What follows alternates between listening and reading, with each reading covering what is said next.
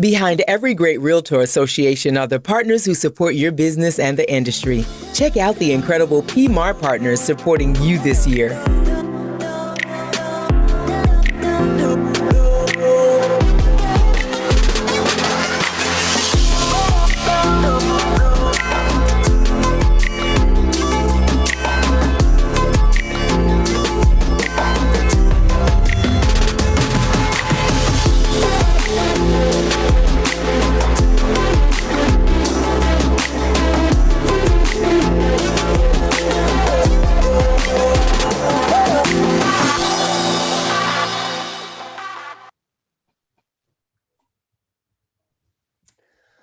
Well, good morning, everyone, and welcome. My name is Javier Lomia, and I am the chairman of the PMAR Realtor Advocacy Committee. On the screen in front of you are members of the Realtor Advocacy Committee, Heidi Martin and Shalonda Menefee with the Portland Housing Center, and PMAR staff members who are also with us today. Michelle Gilla, Director of Realtor Advocacy, Whitney Minnick, Assistant Director of Realtor Advocacy, and Mary Jane Mansfield, PMAR Education and Events Coordinator. Please remember, this isn't a presentation as much as it is a hosted conversation. We encourage your participation by typing your questions into the Q&A or chat box. We will not be taking questions or comments live except by committee members due to the format of Zoom. We are recording this meeting with hopes of sharing it with your fellow PMAR members. Well, as you might know, June is Homeownership Month. And I would like to invite Stephanie McGlip, our newest RAC member, to talk about why this is important. Stephanie? You're muted. Sorry, I still haven't gotten the hang of that. It's been a year. You'd think I'd figure it out by now. Thank you, Javier. As Chairman Lomia said, June is Homeownership Month. So I just wanted to give you guys a little inspiration. Owning a home provides social and societal benefits. Homeownership is one of the best ways to build long-term wealth, but it does more than that. It fosters an immeasurable sense of community and stability. As we start our conversation on how we can best protect our clients, I want to spend a few minutes talking about why protecting our clients and homeownership is essential. NAR's Social Benefits of Homeownership and Stable Housing report reveals that homeowners are happier and healthier. They tend to vote more, volunteer more, and contribute more to their neighborhoods. Homeowners do not move as frequently as renters, which encourages more neighborhood stability, and children of homeowners are more likely to participate in organized activities and spend less time in front of the television.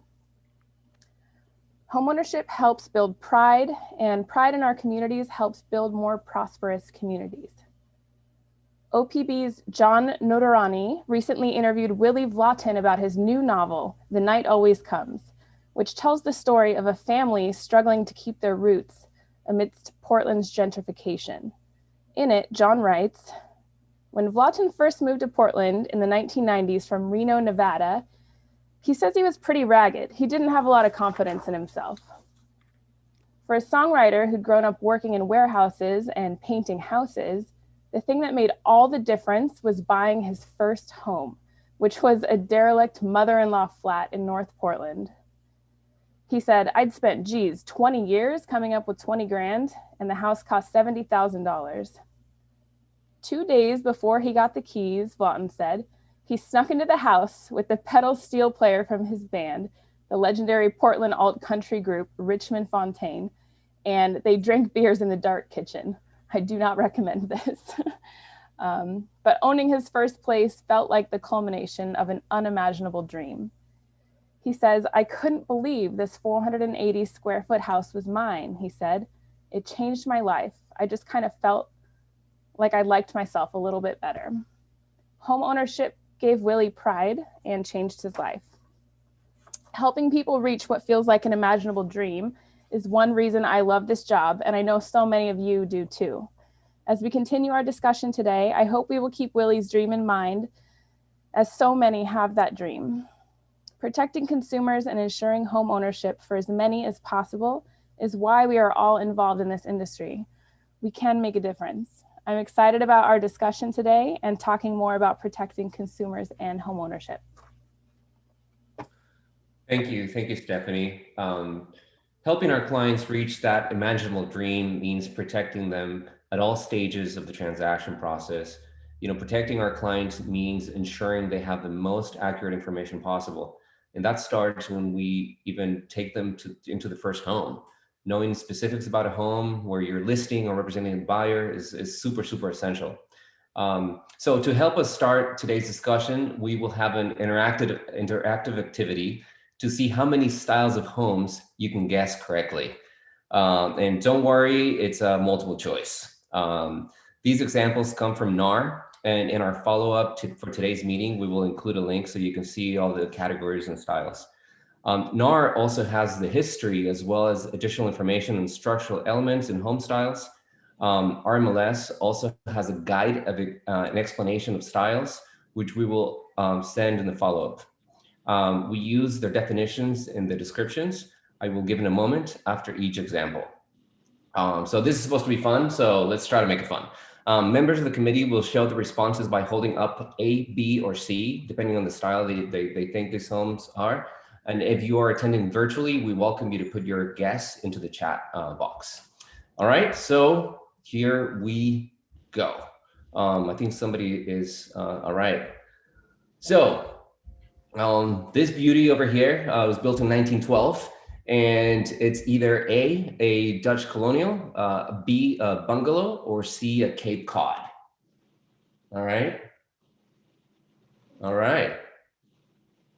I agree with most of you. Yeah, with all of you. Mavi, I don't see you, but I think I agree with you.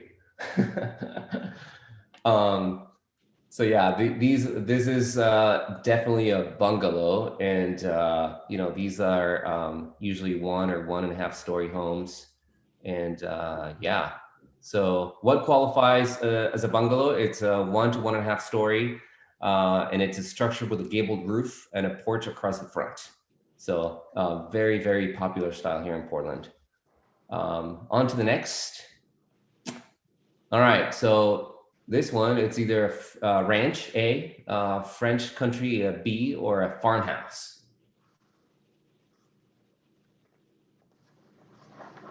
All right. So yeah, this is definitely a ranch. When I moved here 20 years ago from Ecuador, I had to learn, this is like the first thing I learned, because I didn't know any of this. So see, what qualifies as a ranch is a rambling single story with simple construction, a large picture window, and an attached garage. Sometimes I would say an attached garage. All right, on to the next one. All right, so this is either A, salt box, B, a prairie, or C, a cottage.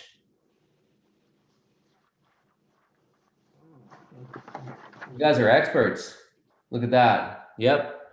It is a salt box, and what qualifies as a salt box? It's characterized by the distinctive sloping roof line from the top of the gable, and these can plunge from 2 to 1.5 stories in the front to a single story in the rear. Right. And my favorite, either A, split level, B, Georgian, or C, craftsman. All right, I agree. This is my favorite style because, oh my gosh, look at all that woodwork that went into it. And yeah, what qualifies as a craftsman? It will have a low-pitched gabled roof with eaves and exposed rafters. It can be 1 or 2 story with decorative brace and a full front porch. All right, actually, this used to be my favorite until, they are like, 120 years old. But this is either A, Queen Anne, B, a Victorian, or C, a neoclassical. Okay. John, you know what? When I first saw that picture, I also thought it was a Queen Anne, but NAR is telling us that is actually a Victorian. So, in what qualifies as a Victorian? It's usually 2 stories with steep gables, ornate wood detail, Gothic style windows, and brackets under eaves. But yeah, but that one got me actually. I thought it was a Queen Anne. So good job, everyone. So yeah, I mean, we know that these are just a few examples of homes. Obviously we have, multifamily, duplex, triplexes, fourplexes, condominiums, etc. I wanted to throw some statistics your way just for context. The U.S. Census Bureau recently announced their homeownership statistics for the first quarter of 2021, and the current homeownership rate is 65.6%, which is not statistically different from the first quarter of 2020, 65.3%, and not statistically different from the rate in the fourth quarter of 2020, which is 65.8. And this is relevant because we're talking about homeownership month, and as realtors, I'm still working with a lot of first-time home buyers. I think we want to get that homeownership rate up, and it's we're steady, but but now more than ever, more people want to become homeowners, and with record low inventories, that's been really, really hard, and we all know that. And it's more than just helping people through multiple offer situations, repair their credit or have extra cash for down payment. Everybody's journey is truly unique to their situation, and there are many people involved in the process. The homeowner, the realtors, the state programs, the agencies, and how do we all come together to help provide and help others achieve homeownership? And that's the real question. Protecting our clients during every part of the transaction is something I know we all take very, very seriously. I know I really do. I know I do. So anyways, Michelle, I just wanted to do a quick check on our friend Fernando. I do not see him in the room yet. Okay. Oh, I'm hearing that's Shalonda logging in. Okay. Well, maybe we can start. We have Fernando Vélez. I mean, he was supposed to log in and talk about some consumer protection stuff, but maybe we can start off with the Portland Housing Center and talk about a little bit about what services they provide and the programs they have. So I'm going to start with you, Shalonda. You're back. I am. And so for some reason, I am having some technical difficulties with the internet in the office. I know I don't have it at home. That's why I came into the office. Oh, and thank you. I'm having some internet issues. So I may cut off again because I only have like 2 little bars. So I'll try to be fast. So my name is Shalonda Menefee. I am a housing counselor here at the Portland Housing Center. As you all know, we are a nonprofit housing counseling agency that provides counseling to first-time home buyers who are looking to purchase. My role is to help them become mortgage ready, which means we assess kind of where they are when they come in. We look over their income, their credit, their debt, their budgets. And we provide an action step on how they can be mortgage ready. So we provide financial education, as well as one-on-one counseling as often as they need. And again, what's important for us is making sure that they are knowledgeable in their own financial situation, their financial capacity in purchasing. I am also a certified foreclosure prevention specialist. I did that for a couple of years. So when I sit with my clients, I look at and make sure that we look at their budget to determine that what they get into is going to be affordable short-term as well as long-term. And so for me, that is what is also important. So, Shalonda, I just wanted to give everybody a little background on Portland Housing Center. So Portland Housing Center has helped more than 7,000 families become successful at purchasing a home, provided homebuyer education, one-on-one guidance, as you mentioned, financial services, and, because now we know that you guys are also a lending institution. In 2020 alone, you helped about 522 home buyers in the Portland metro area and your organization is potentially working with some of the most vulnerable, I would say, right? My question to you specifically, can you elaborate a little bit more about some of the role that you play and your services that you provide, and how and what role you think personally PHC plays when it comes to consumer protection? So our role is really just to educate our clients and empower them on advocating for themselves and knowing kind of ins and outs of what the process is in home buying. As we know, this is one of the biggest purchases of their lives. And so to know all of the details that they can to protect themselves. So that's part of the Home Buying 101 class. In that class, they go review kind of the first step of walking into the door all the way to closing. And as you know, that there's so many different ins and outs of that. And so our way of helping our clients protect themselves is providing that education. And for me, with working with the vulnerable populations that I work with, I am currently the counselor for the preference policy program, which is funded through the city of Portland, providing $100,000 for down payment. And these are for clients who were displaced from the inner North and Northeast areas, whether it's through eminent domain or through gentrification actions. And so for me, really working with those families, making sure, again, going over their income, going over their budgets, going over their credit, and providing action steps, and also give them the opportunity to access the classes, the financial fitness classes, as well as the Home Buying 101 classes, so that they can definitely empower themselves and protect themselves. Yeah, that's great. And as far as the preference policy buyers, you've been doing that for a couple of years now.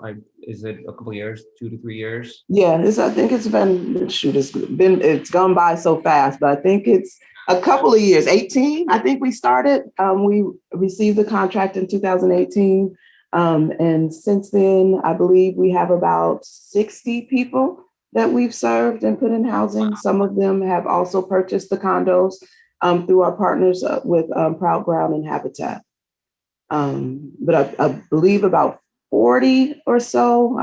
Don't quote me on these numbers because I just work and get them done. But about 40 did get single family homes on the open market or within the interstate urban area. Yeah. And I think I totally agree with what you said about it's all about education, right? That's the best way to arm and protect, home buyers, make an educated decision.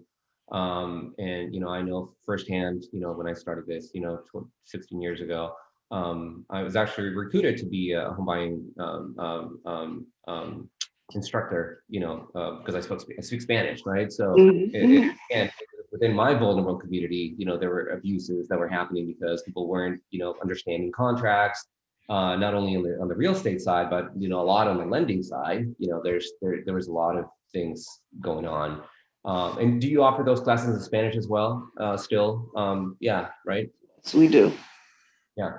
Okay. Well, thank you, Shalonda. Thank you so much. Before you move on, there's a whole series of questions for Shalonda in the chat. Oh, wow. Want me to toss a few your way?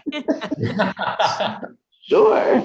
Sure. So the first one is from one of our members, Chris Bonner, and she wants to know what general rule of thumb the Portland Housing Center gives buyers for cash on hand once the new homeowners close to be ready from the unexpected.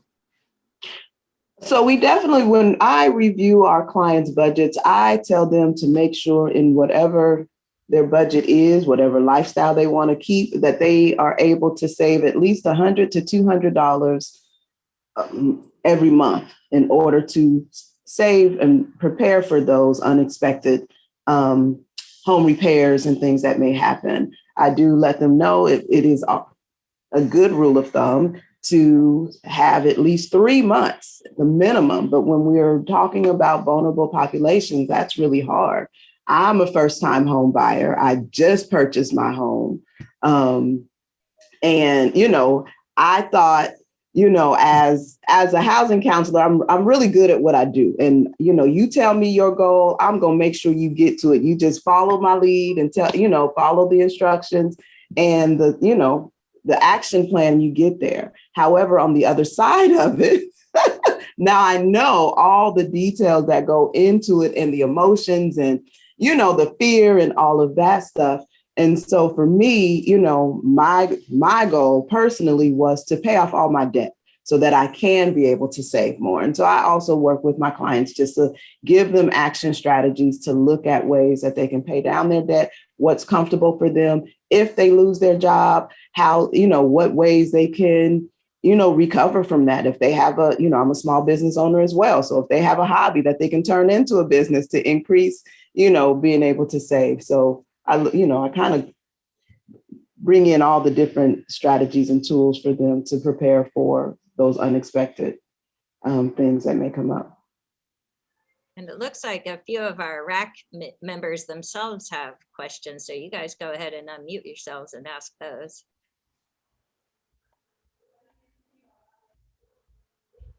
Can you hear me?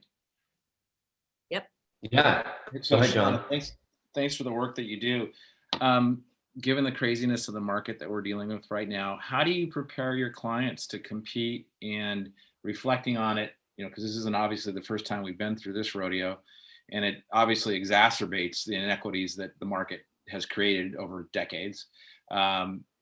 Any thoughts on changes to the system that will help in the future for your clients that aren't working with 100% cash? So I'll speak to the clients that I'm currently working with, because they are looking for homes in a specific area, which is the interstate urban renewal area, which you all know it's the prices are increasing. And in this market, it's very, very competitive. I lucked out, I was like right before everything kind of went crazy. And so I explained to my clients, we really have to be patient, but depending on what their loan approval amount is. So let's say their loan approval amount is $350.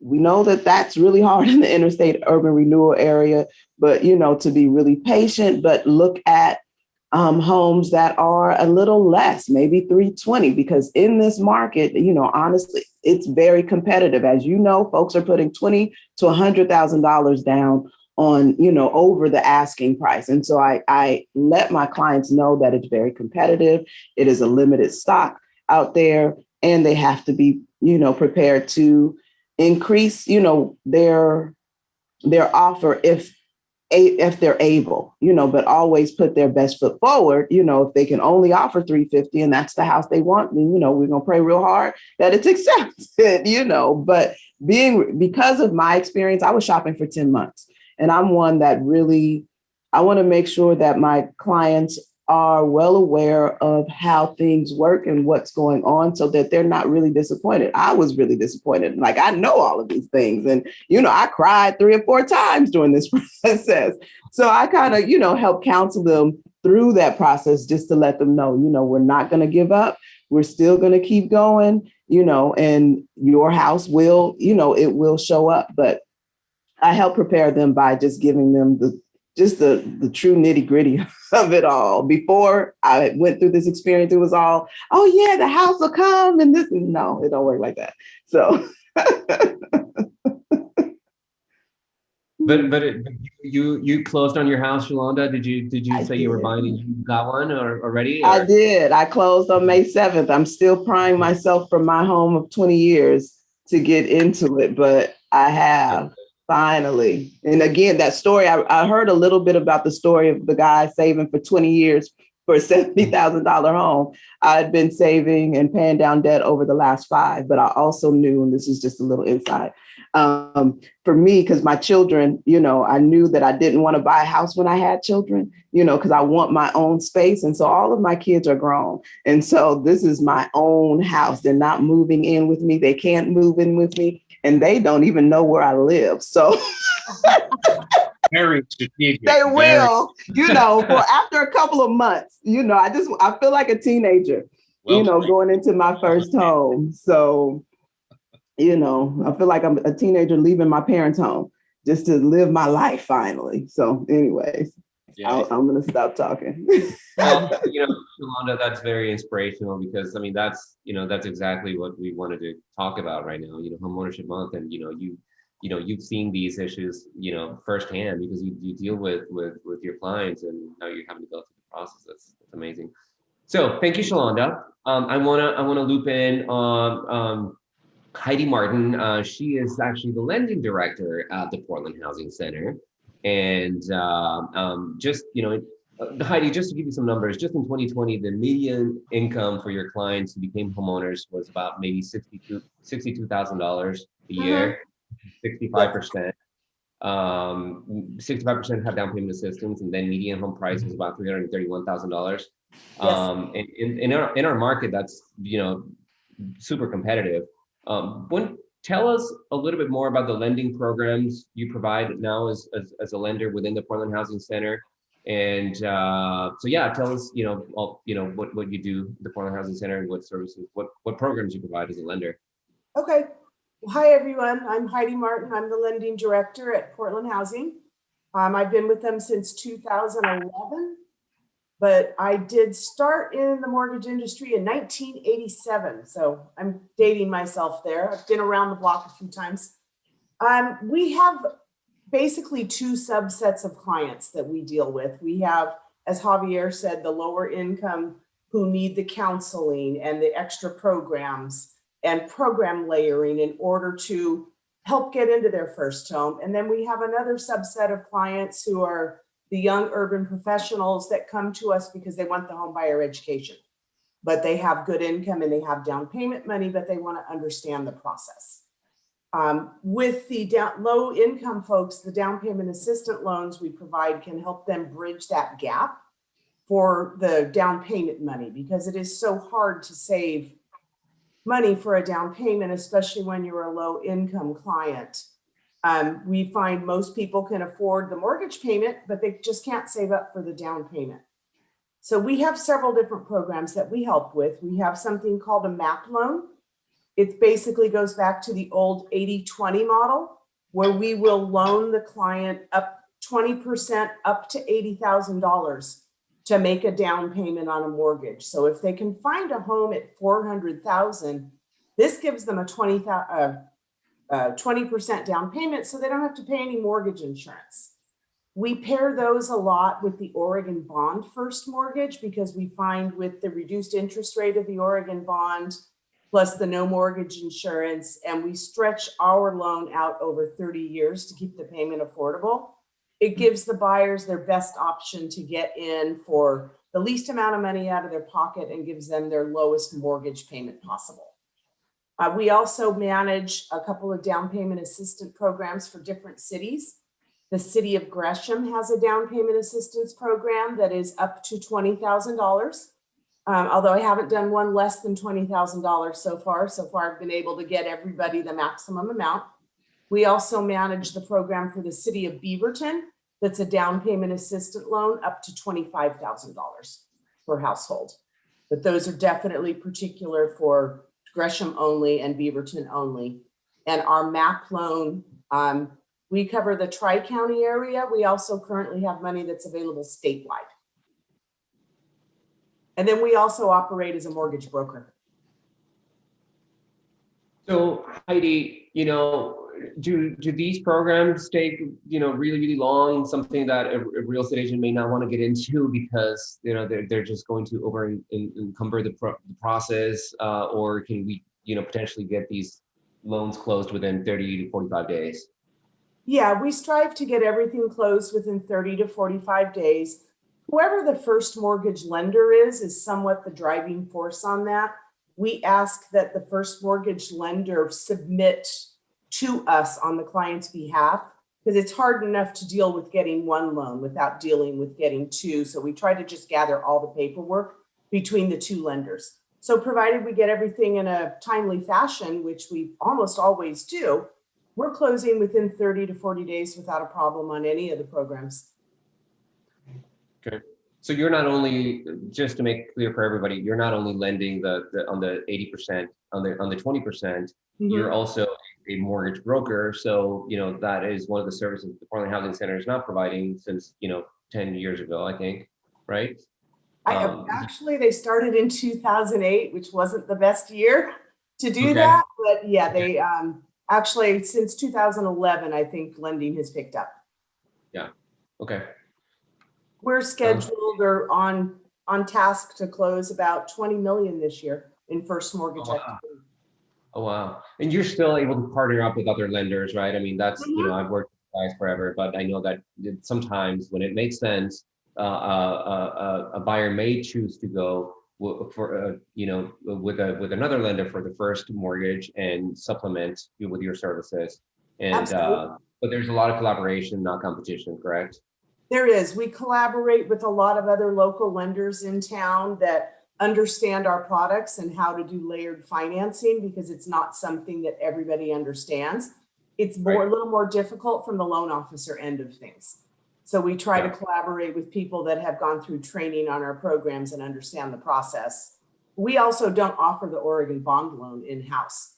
So most of the MAP loans that we do, our secondary mortgage, are done through one of the partner lenders. That sounds great. Well, Heidi, thank you so much. Does anybody have from the committee have any questions for Heidi? I do.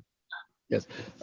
Hey, Heidi, could you just give us a bare, some minimum qualifications for some people to apply for these 25,000, whatever you maximum loans or whatever you thought you had in Beaverton or Gresham? I mean, I know there must be a lot of criteria involved, but if you just give us some broad guidelines of what you look for to be able to give somebody a loan like that.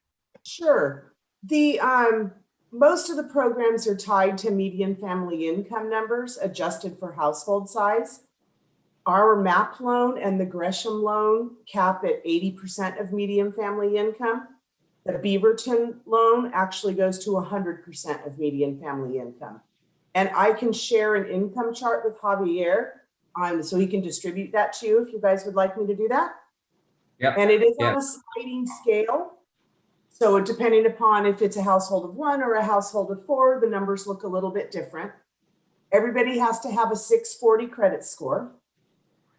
We don't have any additional overlays on any of our programs with exception to the Gresham. The Gresham program is a federally funded program, so it does require that you get this strange inspection called an HQS inspection. Primarily what they're looking for are health and safety issues. But the city's been pretty quick about getting their inspector out to the project. And just a little bit of background, and I've worked a lot with these programs in this competitive market. And when you're competing with 3 to 5 other people, it may seem scary on the other side that you're coming in with all these additional overlays. But I have to say that if they're presented properly with nuance and context, realtors on the other side, listing agents, that's actually helped me get some offers accepted because they're very excited that people are coming in with all this help. I think it's just a little bit daunting and scary if you're doing it for the first time. But if you package it right, we've helped a lot of buyers get into homes, even in this competitive market. So thank you, Heidi. You're welcome. Javier, Fernando is on the line now. We've managed to get him in. All right. Michelle, do you want to do the honors and introduce our surprise guest and get him going?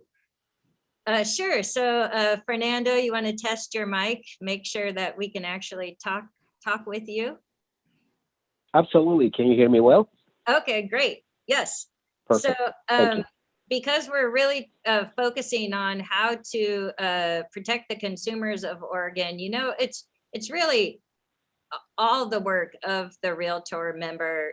When it comes down to it, not only are you, of course, creating a healthy business for yourselves, but it's with the fine point of protecting the consumers, be it the buyer or the seller out there who you're helping through this, right? And so you have a number of tools that help you with this RMLS data, making sure that what you input is accurate, how we use that data to inform your buyers and sellers for the actual conditions of the marketplace, down to housing type. So you're speaking with them about what they're actually looking at. And then of course you have your OREF forms, which are, the top-notch forms that help you transact for your buyers and sellers. And those, have deep roots in or ORS 696 and the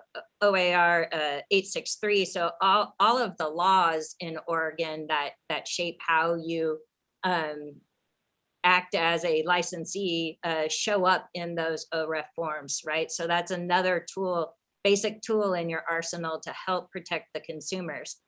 Today, we also have with us a staff person from the on the consumer protection side of things with regard to financial provisions and regulations. So Fernando, do you want to further introduce yourself and talk a little bit to our members about how your work helps shape how they protect the consumers? Absolutely. And I want to start by thanking Javier and PMR for the opportunity. I had the privilege of participating on this kind of seminars since 2002, when back then the word used to take advantage of homeowners, borrowers, was predatory lending. We then departed from that, and now we are addressing unlawful, abusive, and deceptive acts and practices. My name is Fernando Vélez. I am the Financial Education Outreach Coordinator for the Division of Financial Regulation, one of the divisions under the Department of Consumer and Business Services. We were formerly the Division of Finance and Corporate Securities. I hope you're not writing this down because it's confusing to myself. However, I want to just briefly touch on what my agency does. We are, I would like to say, like the Consumer Financial Protection Bureau. We regulate virtually every single financial services to Oregonians. And we are a consumer protection agency as well. We do have a regulatory authority under Chapter 86A that addresses mortgage lending, mortgage loan originators, and mortgage servicing, added recently to our regulatory authority. But before I continue with my comments, I want to give my legal disclaimer, which I must. And my comments and does not necessarily means is the reflection of the Department of Consumer and Business Services, and should not be construed as legal advice or legal opinion or interpretation of the laws. So my agency takes consumer complaints as it relates to this particular area of mortgage lending. We do have the authority to revoke, suspend, or deny a license. We require our licensees to follow certain requirements under the SAFE Act, which includes education. And again, recently we were added the responsibility of regulating mortgage servicing, which, as many of you may understand, it is going to keep us busy for the remaining of the year and until all of the issues related to the forbearance plans expire. So having said that, I don't know if anybody has any specific questions. Our database is similar or consistent with the one with the Consumer Financial Protection Bureau, specifically to the report that it was issued by that agency in April of this year that reflects the complaints received by CFPB during 2020. Where of the Oregon complaints, Oregon consumer complaints, were about 2,900 complaints, and 330 of those were related to mortgage lending. So with the highest number being related to credit or consumer reporting. For those interested on looking at those complaints report, you can log into consumerfinance.gov and look at the reports, and so you have an idea what are the pressing matters as it relates to consumer protection. So I don't know if anybody has any questions or anything that I can answer. I mean, I know some of our members must have some questions, Fernando. You know, I know that you can only speak to, you know, sort of the financial side of consumer protection, but, you know, if you were a real estate agent, Fernando, what do you think you know we could do as real estate agents to further protect our clients from, you know, predatory lending or any unscrupulous practices that may come back now that we are maybe, you know, riding another wave? What's your personal take on it, with the disclaimer and everything? Yeah, and again, I just want to make sure that my comments does not necessarily reflect the position of the Department of Consumer and Business Services, but I think it is important to remember that as long as the consumer knows that if there are problems arising from any transaction, in this particular case, real estate transaction, do know where to file a complaint or ask questions in a way that they can make informed decisions. I think that is a good element that it should be included in any component of a home purchasing. So if a consumer knows, for example, that if their financial institution it is not addressing their concerns, that perhaps if it's the entities under the jurisdiction of a federal agency, that they maybe can file a complaint with the Consumer Financial Protection Bureau. And I think that is also a deterrent for whoever wants to take advantage of that consumer, that, you know, the consumer has the ability to be able to file a complaint if their concerns are not being properly addressed. Does that answer your question, Javier? Yes, that's great. And you just go to the website and file a complaint, or you call a hotline. Yeah, well, we do obviously have, and I think one of the best options that I always recommend, I do participate in home buying classes, and a requirement of a home buying class is about homeownership retention. Other curriculums address it in a different way, but it should be an element that shares with students, especially first-time home buyers, about where to file a complaint or ask questions. Of course, my agency has a toll-free number and also has a website where consumers can understand that. And it's DFR, that for Division of Financial Regulation .Oregon, spelled out .gov. So those are the that's the information that I will share with consumers. It is particularly important that consumers are able to identify if the product or service is under the jurisdiction of Oregon, meaning my agency. Right. Javier, it looks like Evan has a question, but before we pop to that, I just want to address a question I see in the chat about OREF and seeing more and more contracts out there that are not from OREF and from internet companies. And how do we know that they have the consumer protection the way that OREF contracts do? You know, this Friday, the Brokerage Risk Management Committee here at PMAR will be hosting its Principal Broker Forum.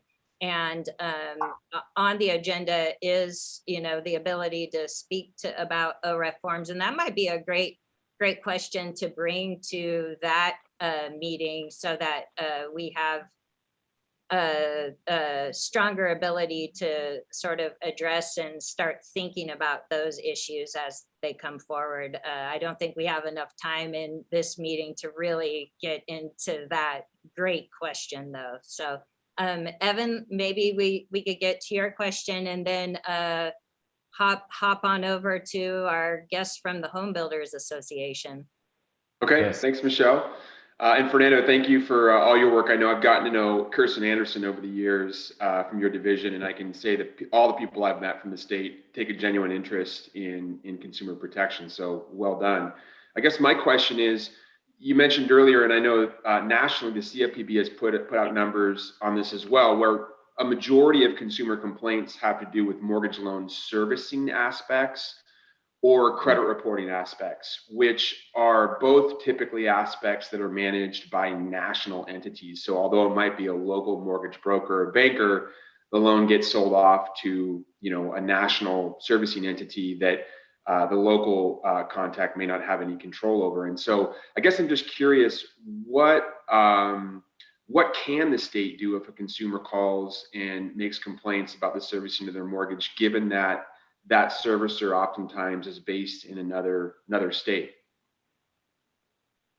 Great question. Let me start by answering this way.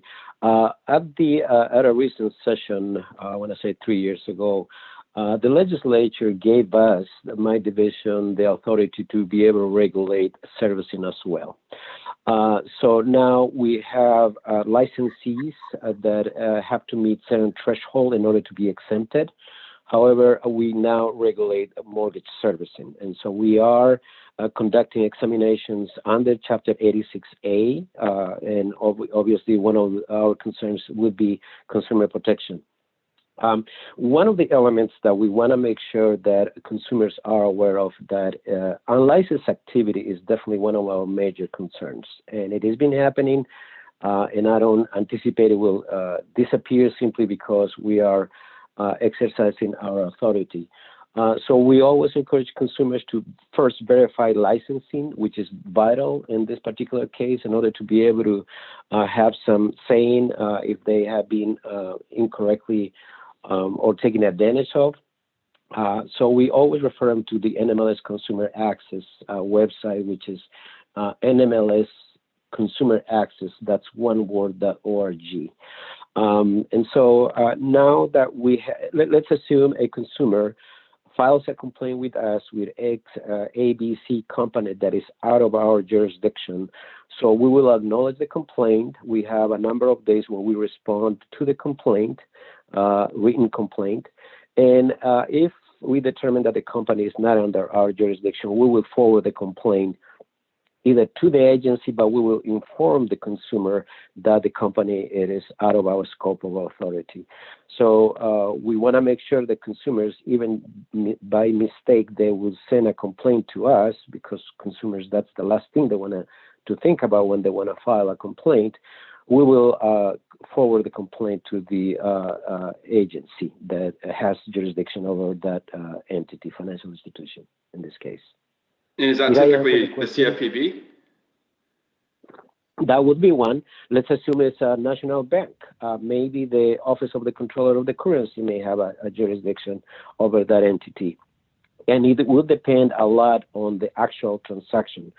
For example, let's say it's ABC National Bank, and as a result of incorrect withdrawals from an account has been done in order to be able to make the payments on a mortgage loan, then we will refer them to the helpwithmybank.com website, where first the consumer will be able to determine whether the financial institution is under the OCC's regulatory authority, the Office of the Controller of the Currency, and have that agency address the problem. So what we want to make sure is that when a consumer files a complaint, that means that we want to make sure that the consumer has the ability to be able to do a follow-up. And yes, if it is the Consumer Financial Protection Bureau's jurisdiction, then obviously that will be referred to that agency. Did that answer your question? Yes, thanks, Fernando. Appreciate it. Sure. All right. Fernando, thank you so much for all your insights and all the information. I think Michelle and I are going to put maybe some links in the Facebook so people can, go back and check, if they have a client that wants to complain, or, we'll make all that information available. But now, I want to give Michelle the floor. She's got another guest that is going to be speaking to us today. Sure, thank you. So it is Homeownership Month, and we are celebrating. It's kind of the biggest month of the year for realtors, right? And we've been working a lot with the Home Builder Association of Portland, really for decades, to bring housing to market. They're the builders, you're the boots on the ground, so to say. And in establishing this coalition where we're bringing about zoning changes and adding housing inventory, during this housing crisis. We've been made aware of the home builders philanthropic branch. And so we've invited Brenda, Ketah, I hope I said your last name correctly, thank you, here today just to give you some information about that foundation. And it's a foundation really set up to help the most vulnerable, and that can include homeowners. After seeing the fires that ripped through here last year and destroyed so many homes in Oregon, it's just added to the entire housing crisis. So I think you'll find the information from Brenda really helpful in understanding the work of their foundation and how else you can be involved. So go ahead, Brenda. Great, thanks, Michelle, and good morning, everyone. I'm going to share my screen here.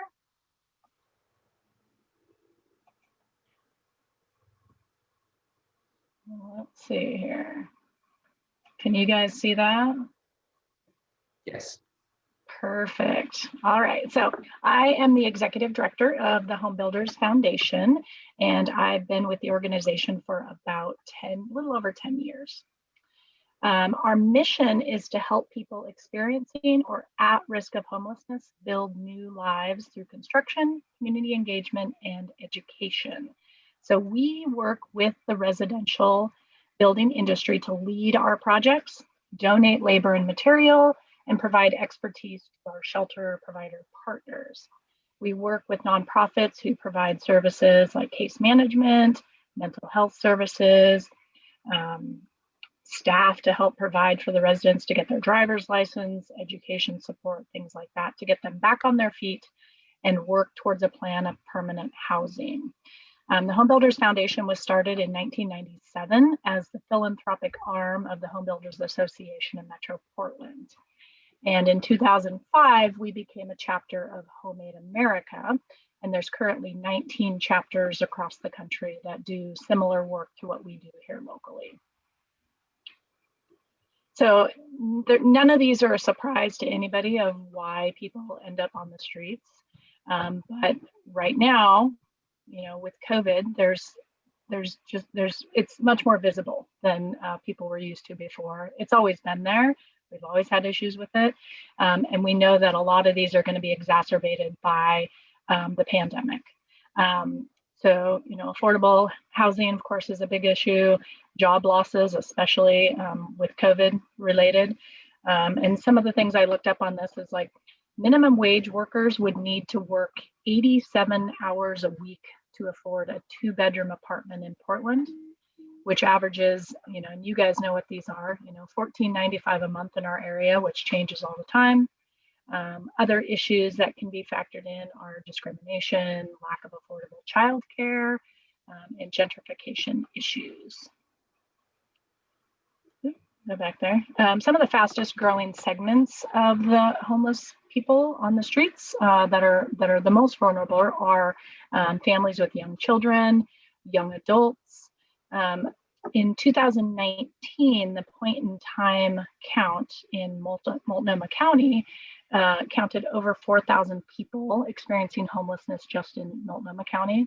But many of our service providers that we work with know that that number is actually much, much higher than that, with people sleeping in cars, doubling and tripling up in apartments and motels. So we know that number is much bigger, and we know that number is going to grow.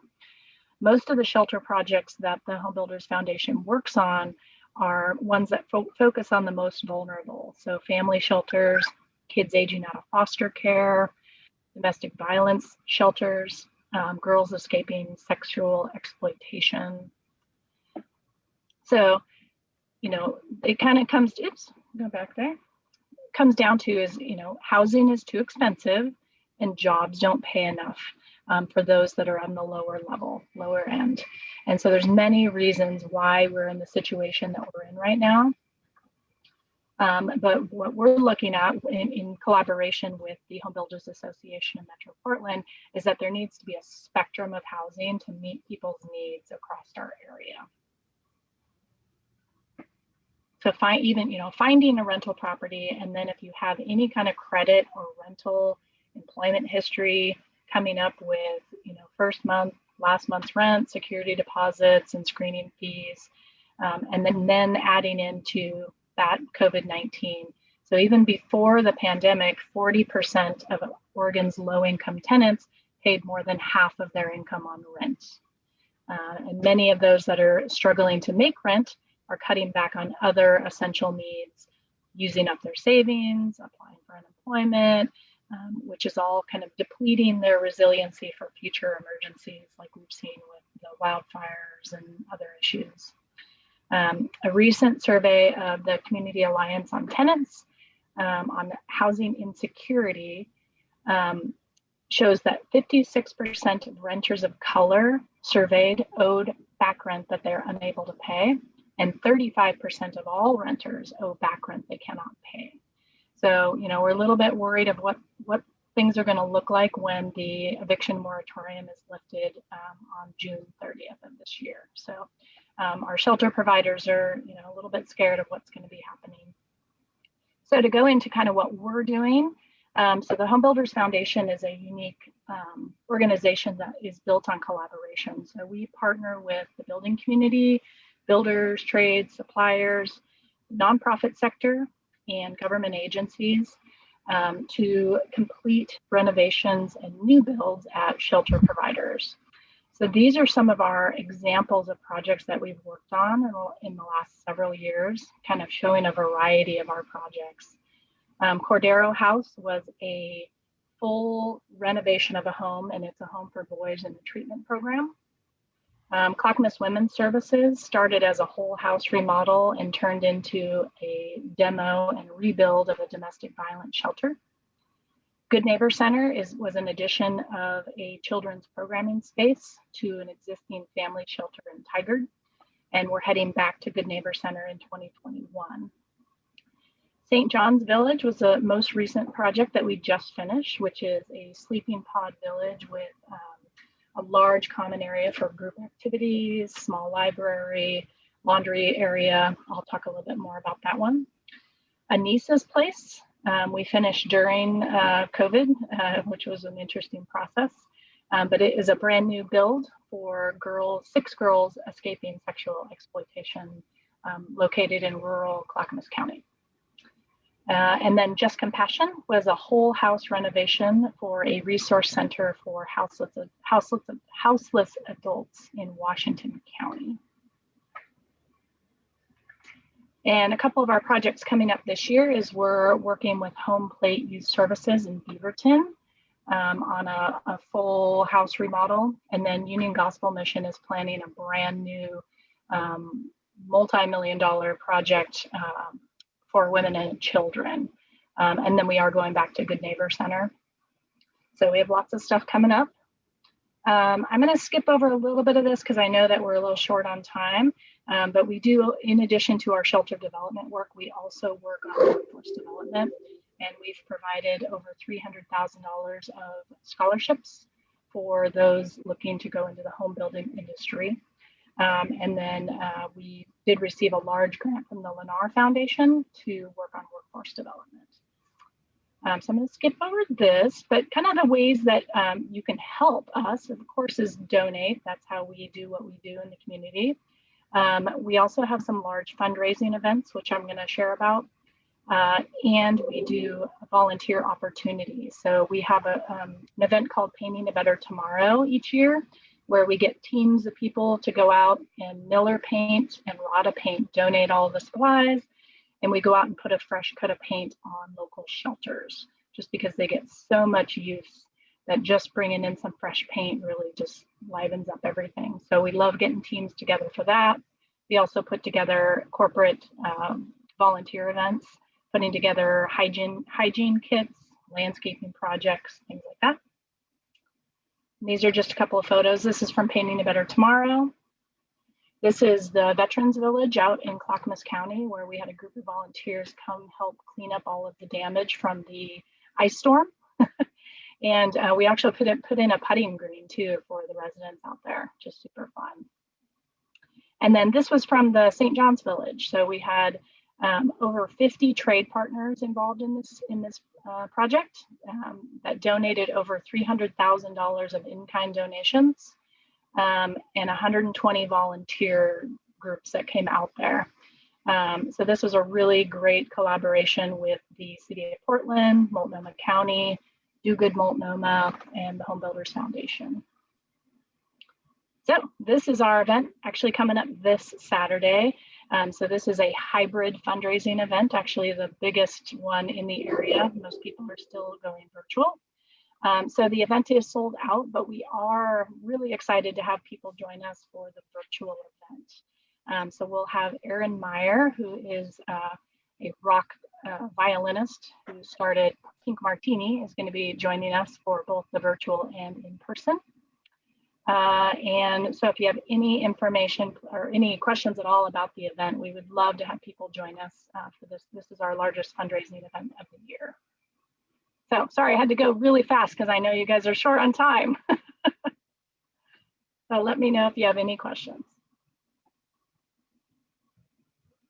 Thank you, Brenda. I really appreciate you being available to share this with us today. And to answer the questions in the chat that I'm seeing, yes, we'll send out information about Building Hope and the Home Builders Foundation, as well as materials that we've gone over during the meeting today. That'll all go out with your CE certificates. And to that, remember, to earn your CE credit, you need to send Mary Jane Mansfield with PMAR, she's here today, to the attendance form that was sent or will be sent depending on when you registered by close of business day, Monday, June 21st. And when those go out, we will put together the information that we've covered in today's meeting. And the video today was recorded, so that will be made public on PMAR's social media channels, YouTube. We actually have a library going on PMAR's YouTube site, so you can visit other education opportunities that we've provided and recorded there. And as we end today's meeting, we want to share with you some of the Realtor members' thoughts about homeownership. We've put together a little slideshow featuring some of the members here on our RAC committee and other members out there. So we're celebrating Homeownership Month. All this is going out on social media. We're really trying to elevate you all as members and put together information that you can share out there with your network. So be sure to come like us at PMAR's Facebook group. And if you're interested in the work of Realtor Advocacy, where we talk about legislation, homeownership, diversity, equity, inclusion, anything that impacts your ability to do business, you'll want to circle back to us, check into joining this committee. We have a Facebook group. It's a private Facebook group that we moderate so that we can host these conversations amongst colleagues and hope to bolster your business so that you're as informed as possible. So on behalf of PMAR's Realtor Advocacy Committee, thank you for being here today. And let's see that slideshow on our way out. Thank you, everyone.